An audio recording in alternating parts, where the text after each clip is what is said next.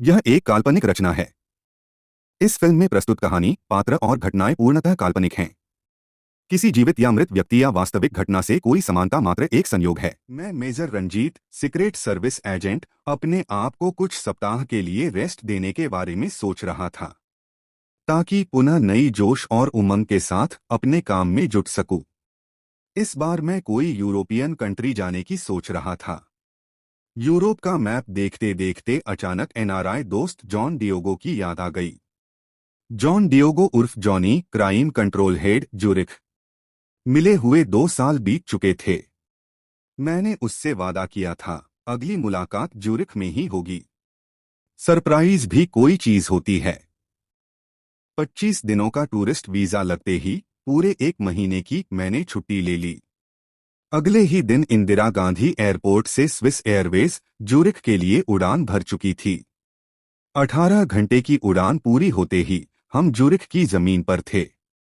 यहाँ की सुंदरता देखते ही थकान गायब हो चुकी थी। मैंने बाहर आकर टैक्सी लिया। लगभग 30 मिनट बाद में जॉनी के घर पर का कॉल बेल बजा चुका था। उसने दरवाजा खुद खोला। मैंने बोला, आंखें फाड़कर क्या देख रहे हो, कभी रंजीत को देखा नहीं क्या? उसके लिए इस तरह से मेरा अचानक मिलना अविश्वसनीय था। हम दोनों गले मिल चुके थे। रात को शहर के मशहूर बियर बार द सनसेट में हम दोनों ने ड्रिंकिंग तथा डिनर किया। ढेर सारी बातें तथा यादें एक बार फिर जीवंत हो गई थी।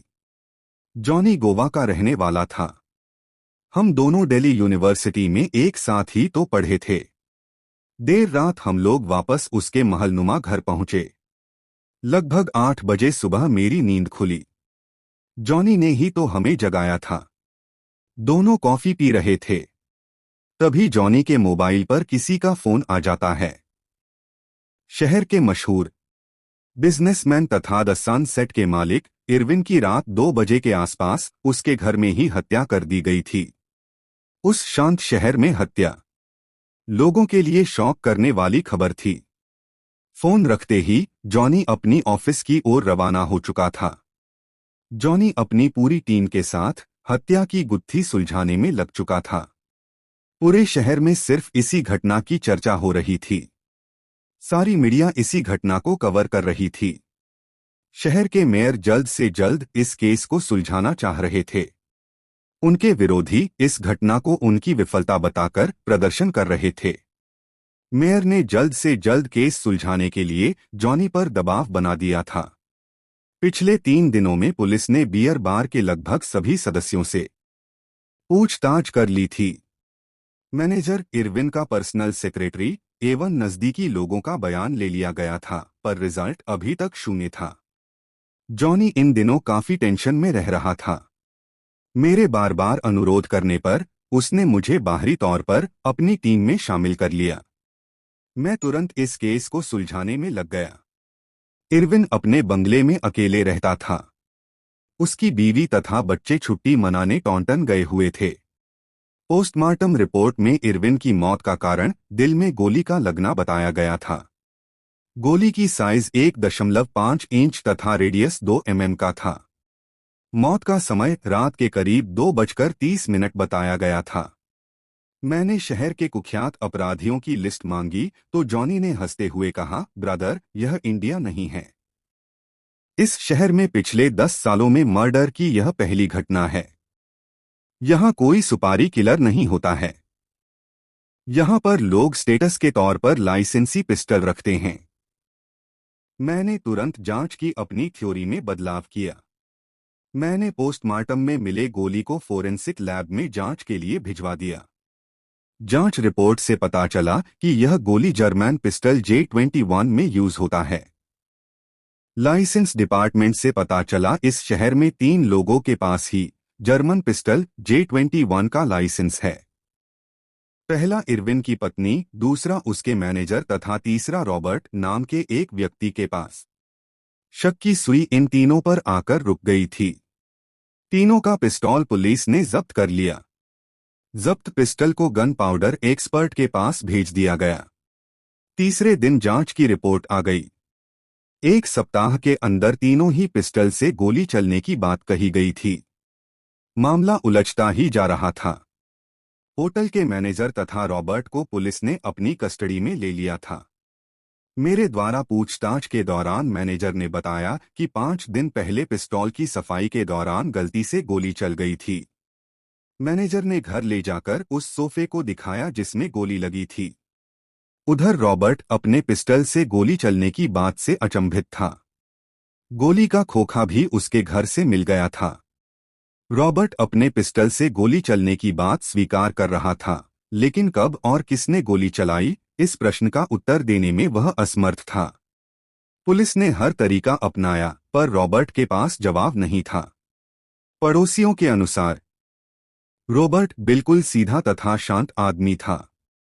पुलिस की फाइल में भी उसका कोई आपराधिक इतिहास नहीं था। घर में उसकी बीवी और 12 साल का एक छोटा बेटा रहता था। उधर इरविन की पत्नी से भी मैंने लंबी पूछताछ की।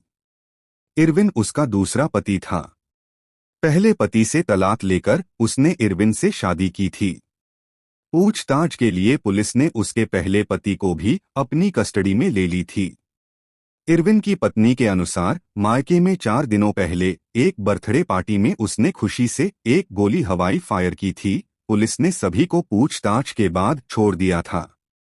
मृतक इरविन के पास से भी एक अमेरिकन पिस्टल मिला था, जो उसी के नाम पर रजिस्टर्ड था। चूंकि उसकी मैगजीन पूरी फुल थी, इसलिए आत्महत्या का मामला भी बनता नहीं दिख रहा था। मृतक के बंगले का एकमात्र सीसीटीवी कैमरा भी घटना के दिन काम नहीं कर रहा था। मामला काफी पेचीदा होते जा रहा था। मेरा अगले रविवार को वापसी का टिकट भी था। जॉनी ने अपनी पहुंच का फायदा उठाकर हमारी टूरिस्ट वीजा को 15 दिनों के लिए बढ़वा दिया था। अभी तक फॉरेंसिक जांच की रिपोर्ट आई नहीं थी। सारी आशा की किरण इसी रिपोर्ट पर थी। अगले दिन फॉरेंसिक रिपोर्ट हाथ में लिए हुए जॉनी मेरे सामने हाजिर हुआ। रिपोर्ट में उस घटना वाली रात को बंगले के बाहर मोटरसाइकिल के टायर एवं बूट का निशान मिला था।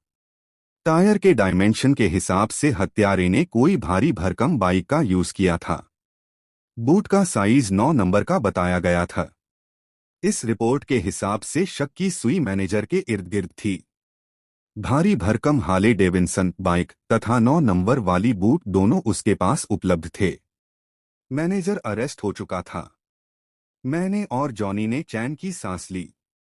एक चीज जो मैच नहीं कर रही थी, वो थी फॉरेंसिक रिपोर्ट में मिली टायर की गोटी और मैनेजर के बाइक वाली टायर की गोटी। मैनेजर अभी भी घटना में अपनी संलिप्तता से इनकार कर रहा था। उसके खिलाफ मजबूत सबूत की जरूरत थी। हो सकता है उसने टायर चेंज करवा लिया हो। एक दिन रात के करीब 1 बज रहे थे। मुझे नींद नहीं आ रही थी। मैं बगल के 24x7 कॉफी हाउस चला गया। मैं कॉफी पी रहा था। उसी वक्त एक व्यक्ति ओवरकोट, हैट एवं बूट पहने हाजिर हुआ। वह कोई और नहीं बल्कि रॉबर्ट ही था। मैंने 2 से 3 बार उसे हेलो बोला। हाथ मिलाने के लिए मैंने हाथ भी बढ़ाया, पर मुझे लगा वह किसी और दुनिया में उस वक्त था। वह किसी से कुछ भी बात नहीं किया। वह काउंटर पर कॉफी लेने की कतार में खड़ा हो गया। 10 स्विस फ्रैंक देकर वह एक कप कॉफी पीकर चल दिया। मैं भी उसके पीछे निकला। वह अपनी हार्ले डेविडसन बाइक स्टार्ट कर जा चुका था। मैं वापस कॉफी हाउस आ गया। कॉफी हाउस का मालिक इंग्लिश समझता था। उससे मैंने बात की तो पता चला वो शख्स कॉफी पीने सप्ताह में 2-3 बार इसी समय आता है। वह दिन में आता है तो सभी से हंसी मजाक करता है, लेकिन रात में बिल्कुल अलग होता है। पता नहीं सपने में तो कॉफी पीने चला नहीं आता है, बोलकर वह हंसने लगा। अगले दिन मैं इरविन के बंगले से करीब 200 मीटर पहले एक चौराहे पर लगी सीसीटीवी फुटेज घटना वाली रात का चेक कर रहा था। अचानक मैं दंग रह गया। घटना वाली रात के करीब 2:10 पर एक व्यक्ति को हार्ले डेविडसन बाइक पर हैट, बूट एवं पिस्टल के साथ दिखा। बाइक नंबर SLW2071 जूम करने के बाद दिख रही थी। यही तो बाइक कॉफी हाउस में बाहर उस रात थी। अगले दिन मैं और पुलिस की टीम रॉबर्ट के घर पर मौजूद थी। उसकी बाइक की गोटी और फॉरेंसिक जांच में मिली टायर की गोटी से मैच कर रही थी। बूट का नंबर 9 तो मैंने कॉफी हाउस के फर्श पर ही देख लिया था। उसकी पत्नी ने पूछताछ में बता दिया था कि वे सपने में बाइक से कहीं से भी घूमकर आ जाते हैं। डॉक्टरी इलाज का कागजात भी उसने दिखाई। रॉबर्ट को भी पता था सपने में चलने की आदत। मेरी समझ में आ गई थी कि कातिल रॉबर्ट ही है। वह अरेस्ट होकर पुलिस स्टेशन आ चुका था। वह घटना से अभी भी इनकार कर रहा था। सपने में मर्डर, इस थ्योरी को आजमाने के लिए मैंने शहर के मशहूर मनोवैज्ञानिक एवं स्वप्न विश्लेषक डॉक्टर जैकब मार्टिन से सेवा लेने का निर्णय लिया। डॉक्टर जैकब मार्टिन ने अपने क्लिनिक में रॉबर्ट को अर्धचेतन अवस्था में ला दिया, जो कि लगभग सपने की अवस्था होती है। इस अवस्था में व्यक्ति की सोचने की ताकत कम हो जाती है। डॉक्टर द्वारा पूछने पर कि तुमने मर्डर कैसे और क्यों किया, उसका उत्तर सुनकर हम लोग दंग रह गए। उसके अनुसार एक दिन वह और उसकी पत्नी इरविन के बियर बार में डिनर के लिए गए थे। तभी इरविन ने मेरी पत्नी के साथ छेड़खानी की थी। इस घटना के बाद मेरे मन में उसके प्रति नफरत भर गया था। मैंने उसी को मारने के लिए पिस्टल का लाइसेंस बनवाया था। मैं चूंकि शांति प्रिय व्यक्ति था, इसलिए मर्डर करने से घबराता था। लेकिन सोते ही सपने में मैं उसका मर्डर करते अपने आप को देखता था। मुझे लगता था मेरे दिमाग का एक पार्ट मुझे मर्डर करने के लिए उकसाता था। आखिरकार मैंने सपने में ही मर्डर कर दिया। मर्डर करने के बाद मैं पुनः घर आकर सो गया। मैं सुबह सब कुछ भूल गया था। इस घटना के बाद बदले वाली सोच और सपना गायब हो चुका था। सारी बातें रिकॉर्ड कर ली गई थी। डॉक्टर मेरी तरफ देखकर मुस्कुरा रहे थे।